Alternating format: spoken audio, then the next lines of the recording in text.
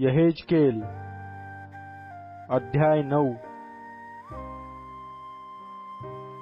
मग त्याने मला ऐकू येईसे मोठ्याने म्हटले, नगररक्षक हो, तुम्ही सगळे आपली विध्वंसक हत्यारे हाती घेऊन इकडे या। तेव्हा पहा, उत्तरेकडील वरच्या वेशीने 6 पुरुष आपल्या हाती विध्वंसक हत्यारे घेऊन आले। त्याचमध्ये शुभ्र तागाचे वस्त्र ल्यालेला एक मनुष्य होता। त्याच्या कमरेनजीक कारकुनाची दौत होती। ते आत जाऊन पितळी वेदीजवळ उभे राहिले।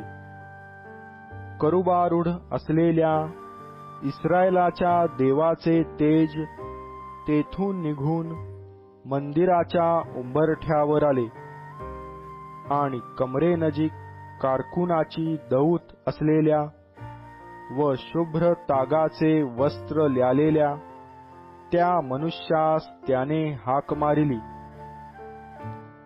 परमेश्वर त्याला म्हणाला, नगरामधून यरुशलेमेमधून जाऊन जी माणसे आपल्यात होत असलेल्या सर्व अमंगळ कृत्यांमुळे उसासे टाकून विलाप करीत आहेत, त्यांच्या कपाळावर चिन्ह कर। मला ऐकू येईसे तो त्या बाकीच्यास म्हणाला, त्याच्या मागून नगरात जा व संहार करा। कृपादृष्टी करू नका, गय करू नका। वृद्ध, तरुण व कुमारी, मुले व स्त्रिया यांची निखालस कत्तल करा। पण ज्यावर चिन्ह असेल त्यास स्पर्श करू नका। माझ्या पवित्र स्थानापासून आरंभ करा।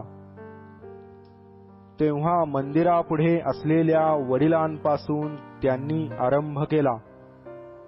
त्याने त्यास म्हटले, मंदिर भ्रष्ट करा, अंगणे वधिलेल्यांनी भरून टाका, चला निघा।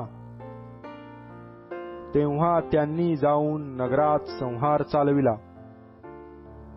त्यांनी अशी कत्तल चालवली असता मी सुटलो। तेव्हा मी उपडा पडून ओरडून म्हणालो, हाय हाय प्रभू परमेश्वरा, तू यरुशलेमेवर आपल्या क्रोधाचा वर्षाव करून अवघ्या अवशिष्ट इस्रायलांचा विध्वंस करशील काय? तेव्हा तो मला म्हणाला, इस्रायल व यहुदा यांच्या घराण्याचा अधर्म अत्यंत भारी आहे।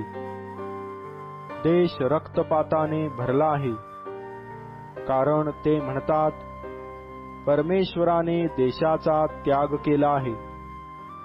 परमेश्वर पाहत नाही। मी तर कृपादृष्टी करणार नाही, गय करणार नाही। त्यांच्या आचाराचे प्रतिफळ त्यांच्या शिरी लादीन।